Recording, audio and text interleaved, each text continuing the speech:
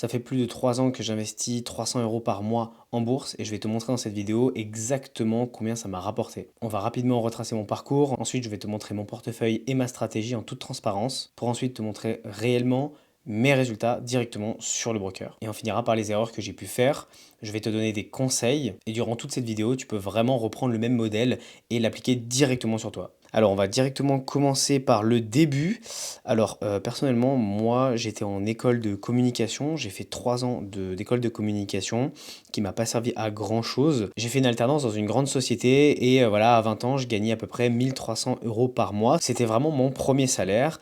Et avec ce salaire, je me disais, mais en fait, je dépense beaucoup moins que 1 300 euros par mois.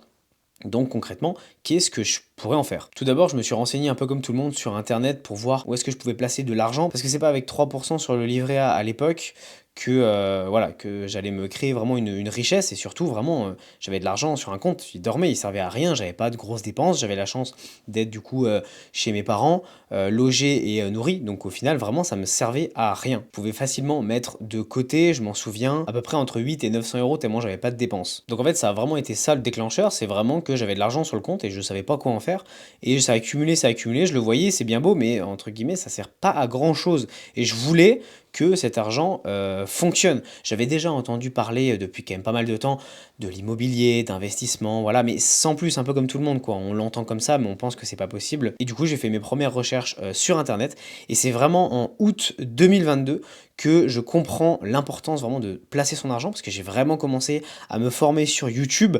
Alors, j'ai écrit pas de la bonne manière parce que les formations sur YouTube à l'époque, elles étaient pas assez précises, elles étaient assez vagues, donc c'est vrai que ben tu regardes des choses, mais les stratégies, elles sont un peu bancales. Voilà. Moi, c'est vrai que j'ai pas un très très bon souvenir de YouTube. C'est pour ça que je me suis rapidement concentré sur des webinaires, vraiment, à des lives, du YouTube évidemment, mais très peu sur Instagram, très peu sur TikTok parce qu'il n'y avait pas trop ça. En tout cas, ça n'avait pas explosé comme maintenant. J'ai vraiment pris beaucoup d'informations un peu de partout. Il n'y avait pas encore l'IA, en tout cas, c'était pas encore autant démocratisé. Donc vraiment, j'ai vraiment appris par moi-même. J'ai fait beaucoup d'erreurs et on en parlera tout à l'heure. Et en fait, c'est grâce à ces erreurs aussi que j'ai pu me former et que j'ai pu accélérer les choses. L'investissement, c'est quelque chose qu'on oublie. C'est quelque chose, c'est de l'argent qui est placé, qui fonctionne vraiment pour toi, qui fonctionne quand tu dors. C'est un peu bien beau de dire ça comme ça, mais en réalité, après, il faut évidemment toute une stratégie derrière, hein. C'est pas juste tu places de l'argent comme ça. Il y a évidemment des risques, mais c'est vraiment, quand on le prend factuellement comme ça, c'est vraiment de l'argent qui travaille quand tu dors en fait. Et moi, mon objectif, il est super simple, il est que grâce donc à mes investissements, je veux prendre ma retraite le plus tôt possible. Et du coup, comme je l'ai écrit, ça passait vraiment avant tout. J'ai pris du coup un screen avec ce que j'ai déposé sur un an. Si tu divises ça par 12, ça fait à peu près 300 euros par mois, donc comme tu peux voir, en 2023. Donc voilà, parce que j'ai vraiment commencé l'investissement sérieusement en début 2023. On va dire que de 2020 à 2022, vraiment, je me formais, voilà, mais ça a pris pas mal de temps parce qu'évidemment j'ai fait des erreurs, j'ai mis de l'argent sur des brokers, enfin bref, voilà, c'était pas du sérieux, c'est pour ça que je préfère parler sérieusement début 2023, même si j'ai commencé quand même avant. Donc j'ai vraiment pas arrêté d'apprendre et j'apprends toujours, hein. Vraiment j'apprends toujours, tous les jours j'apprends quelque chose, c'est super important et surtout moi ça m'anime beaucoup d'apprendre parce que ton cerveau il est un peu infini et ça c'est incroyable. Alors, il trie beaucoup, mais il est un peu infini sur les connaissances. Quand tu apprends quelque chose que tu adores, ta connaissance n'est pas limitée du tout. Tu arrives à encore engranger des informations, ainsi de suite. Et moi, je trouve ça trop intéressant. Alors oui, j'ai sacrifié pas mal de choses et je continue d'ailleurs à en sacrifier aujourd'hui pour les résultats que j'ai pu obtenir et que je vais obtenir, c'est sûr, hein. Mais je trouve que ça vaut vraiment le coup pour le retour sur investissement, quoi.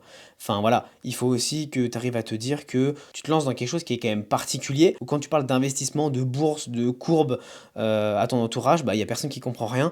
Tout le monde un peu te prend pour un con, hein. Moi, c'est un peu ce qui s'est passé, hein. Personne ne comprend, et d'ailleurs toujours aujourd'hui malgré les résultats.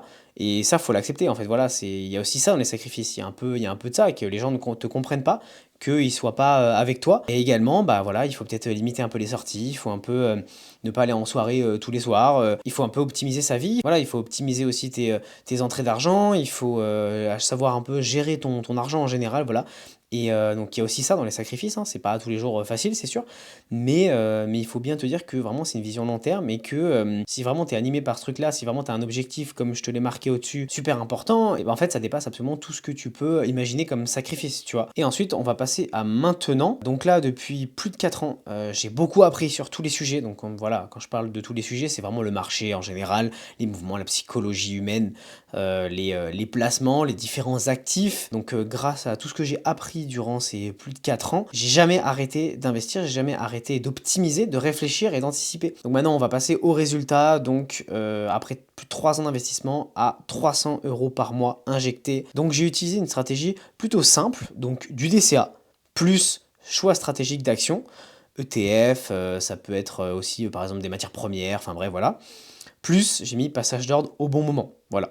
Donc on va rapidement du coup passer sur les 2 points principaux. C'est donc le DCA, si tu sais pas ce que c'est, Dollar Cost Averaging.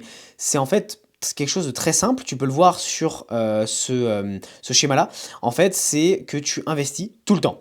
Tu investis sur un actif absolument tout le temps. Alors, pour moi, le DCA, il est ciblé quand même sur les ETF ou alors sur des actions, mais des actions très très solides, comme par exemple Google, Apple, Amazon, des trucs comme ça par exemple. Mais moi j'ai fait mon DCA sur donc des ETF uniquement, peu importe le prix de l'actif en fait, tu investis. Donc on le voit bien sur le schéma, en fait, tu investis des fois en haut, des fois dans des creux, donc en bas, des fois un peu au milieu, et en fait tout ça, ça va lisser ton prix d'achat. Ensuite on va passer sur le choix des actifs. Pourquoi ça rentre dans la stratégie? Parce que pour moi c'est quand même une stratégie de faire de l'ETF plus de l'action. Tu pourrais juste faire de l'action par exemple, voilà. Donc moi j'ai choisi donc avec ces 300 €, investir donc 50% dans des ETF. Donc par exemple le S&P 500, Nasdaq. Là j'ai mis dans tout ce que j'ai investi. Il y en a que j'investis plus, par exemple le ETF Valeur Tech, je n'investis plus dessus. Mais en fait c'est ça, c'est de l'optimisation. Ce n'est pas de changement de stratégie, c'est de l'optimisation. Voilà. Par exemple je vois que j'investis un peu trop dans les valeurs technologiques, donc je réduis. Et ensuite 50% de stock picking. Donc stock picking c'est choisir des actions.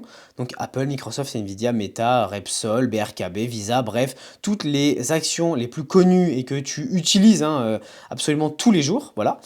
Donc tu les choisis un peu méticuleusement pour investir régulièrement dessus. Alors en fait, quand je fais du stock picking, c'est pour ça aussi que j'ai mis plus passage d'ordre au bon moment, parce qu'en fait j'étudie techniquement, j'étudie aussi fondamentalement, est-ce que l'action potentiellement elle va, je sais pas moi, prendre 10%, est-ce qu'elle va perdre 10%, et à ce moment-là je peux rajouter, et ainsi de suite, enfin bref voilà. Niveau action c'est un peu moins robotique que le DCA avec les ETF. C'est ce qui multiplie et c'est ce qui vraiment m'a donné un énorme boost sur du coup mes résultats. Donc là je t'ai mis un screen du coup directement de mon broker, un peu des pourcentages que j'ai pu faire donc sur différentes entreprises, voilà. Donc il y a quand même pas mal de valeur tech parce qu'évidemment avant que la tech explose j'étais évidemment présent, et ensuite je te montre également ma répartition pour que tu puisses voir que je te dis pas de bêtises également. Les deux là c'est des ETF, voilà. Donc en fait ça c'est où j'ai le plus de risques. Ça veut dire que c'est où j'ai mis le plus d'argent, voilà. Donc on peut bien remarquer que j'ai vraiment mis le plus d'argent sur les ETF. Tout ça j'ai investi sur donc mon CTO, donc ça les screens que je t'ai montré, donc c'est eToro, et un PEA, Boursobank, voilà. Donc sur tout ce qui est ETF, moi j'investis sur Boursobank. Alors là il y en a ici sur eToro, ça c'est un screen d'eToro. Pourquoi? C'est parce qu'en fait au début pendant 2 ans j'ai vraiment investi que sur eToro, c'est pour ça que du coup j'avais investi dans des ETF, mais après j'ai ouvert directement un PEA, et c'est d'ailleurs l'une de mes erreurs, et on en verra tout à l'heure, que j'ai pas ouvert un PEA assez tôt. Toute cette vidéo de toute façon c'est que des conseils, tu peux vraiment reprendre tout ce que je te dis et vraiment l'appliquer à toi-même, hein, vraiment. Donc voilà, donc maintenant on va passer aux résultats concrets. En 3 ans, sur mon compte titre, donc sur eToro, donc sur la screen que je t'ai montré au début, j'ai fait environ 52,69%. Pourquoi je dis environ? C'est parce que par exemple, il y a 2 mois à peu près, donc avant la guerre, j'étais même à 57% par exemple, voilà. Et pour la petite anecdote, quand j'ai appris que Donald Trump commençait à déplacer des troupes aux alentours de l'Iran, j'ai tout de suite injecté de l'argent sur Total et Repsol. J'en avais déjà, mais j'en ai réinjecté un peu plus. Et évidemment, quelques jours après, Repsol il a explosé, Total aussi. Ensuite sur le PEA, en 1 an et demi, donc j'ai fait 20,69%. J'étais à 26%, mais en fait je me suis placé sur un autre ETF que j'ai ouvert. Je t'en parlerai si tu veux, si ça t'intéresse, dans une prochaine vidéo. Je vais rapidement te montrer sur les comptes en toute transparence ces résultats. Voilà, donc là nous sommes directement sur mon compte titre eToro. C'est vraiment le compte que j'ai le plus ancien. Donc là tu peux voir directement que je ne te mens pas. Tu peux faire totalement le calcul, voilà, de la somme du coup de ces pourcentages, donc de ces rendements depuis 2023, qui sont vraiment très très intéressants. On va passer directement sur mon PEA. Voilà, donc là nous sommes sur mon PEA Boursorama. Donc comme tu peux le voir ici, voilà, je te mets même en surbrillance pour que tu le vois, 20,69%. Pour finir, on va passer sur mes principales erreurs et mes conseils. Alors déjà, j'estime que vraiment j'ai commencé un peu tard, 21 ans. Alors c'est à peu près, hein, parce qu'encore une fois, j'avais ouvert des comptes, j'avais mis un peu d'argent, mais après j'en ai transvasé. Enfin bref, j'aurais bien voulu quand même commencer aux alentours des 18-19 ans. L'idéal, c'est vraiment de commencer à 18 ans. Ouvre directement ton PEA, mets un petit peu d'argent, mais même 100 balles, on s'en fout, tu vois, voilà. C'est ultra important de commencer tôt, parce que maintenant, tu vas te dire, oui, 3-4 ans, 5 ans de différence, maintenant, on s'en fout avec les intérêts composés. Oui, peut-être, mais par contre, dans 20, 25, 30 ans, un an, dans 20, 30 ans, tu verras que ça peut pratiquement te rapporter 1 million d'euros. Ensuite, donc, au début, je me suis un peu éparpillé quand même sur les réseaux sociaux. J'ai mis les réseaux sociaux parce que même si j'étais pas trop sur Instagram et TikTok, j'étais vraiment sur YouTube et je me suis un peu éparpillé sur YouTube. J'ai un peu pris des stratégies un peu par-ci, par-là. Et surtout, maintenant, tout le monde te donne des stratégies nouvelles, des trucs qui vont te rapporter, je sais pas combien par mois, par an, enfin bref. C'est, voilà, pour moi, il faut vraiment s'éloigner de tout ça. Ça va avec compliquer les choses.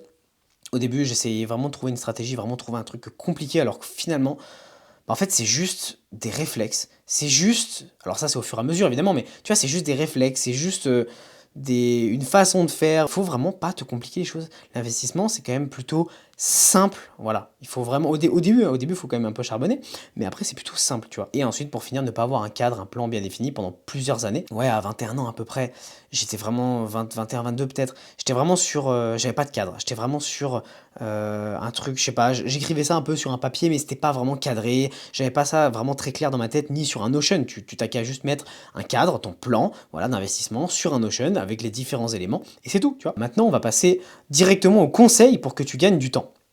Alors, je te conseille directement, après cette vidéo, d'ouvrir un PEA. Parce que le PEA, c'est super important de l'ouvrir très très tôt. Tu as une période de 5 ans où, en gros, si en France, tu ouvres un PEA et que pendant 5 ans, tu mets de l'argent, tu peux en vendre et tout, mais si tu ne retires pas ces euros pendant 5 ans, et ben en fait, tu as un abattement fiscal et tu payes que 18,6,1, j'ai un petit doute, je te mettrai en annotation.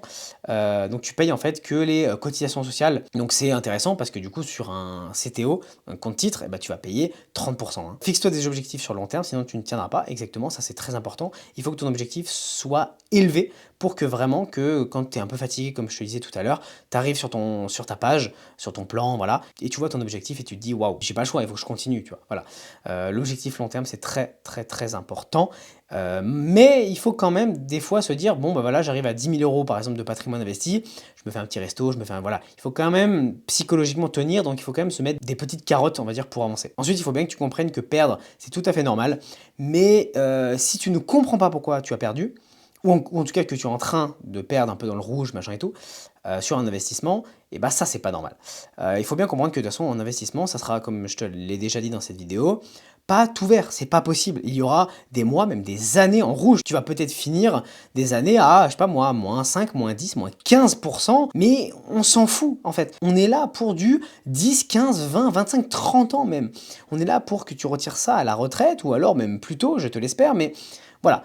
Moi je sais très bien que pour l'instant là j'ai vraiment fait des années de ouf, mais je sais très bien qu'il va y avoir des années qui vont être plus compliquées et j'en ai rien à péter. Et surtout, ça va être un avantage parce que du coup, vu que les prix seront beaucoup plus attractifs, et ben je vais injecter encore plus d'argent, ce qui fait que j'aurai des positions encore plus basses. Voilà, il faut vraiment avoir ce mindset-là. Et moi, j'ai mis du temps à l'avoir. Hein. Franchement, là, je te le dis comme ça, mais j'ai mis du temps à comprendre ça, à l'avoir. Ensuite, il faut également que tu aies en tête que l'investissement, ce n'est pas des gains rapides, mais c'est ce qui va te sauver plus tard. C'est ce qui va en fait sauver ta retraite. C'est ce qui va sauver ta famille potentiellement. En fait, c'est comme si tu mets de l'argent de côté que tu peux retirer. Hein. En soi, ton investissement, tu peux le retirer quand tu veux. C'est vraiment un livret A, mais qui travaille. Voilà, tout simplement. Hein. L'investissement, c'est pas non plus un truc de fou, tu vois. Voilà, qui travaille à la hausse et à la baisse. Hein. Faut bien, c'est un peu ça qui la subtilité. Mais bon, entre de l'argent qui stagne et qui perd de la valeur sur un livret A, ou alors de l'argent qui fonctionne et qui peut te rapporter quand même vraiment un sacré pactole, je pense que le choix est assez rapide. Et le dernier point, je pense le plus important, il faut que tu te formes correctement et que tu fasses les choses sérieusement. Ne prends pas à la légère l'investissement. C'est super important de te former. Moi, les résultats que j'ai obtenus, c'est vraiment parce que je me suis formé correctement et j'ai vraiment pris les choses au sérieux. Voilà. T'as plus besoin maintenant d'être un banquier ou alors d'être un pro en finance. Non, pas du tout. Donc si tu veux aller plus loin et en savoir un peu plus, je te laisse cliquer dans le premier lien dans la description. Je pense que ça va grandement t'aider. Donc voilà, donc j'espère que cette vidéo t'a inspiré, j'espère que tu as appris plein de choses. N'hésite pas à me dire en commentaire ce que tu en as pensé de cette vidéo. Voilà, moi je te dis bonne journée et puis à bientôt. Salut.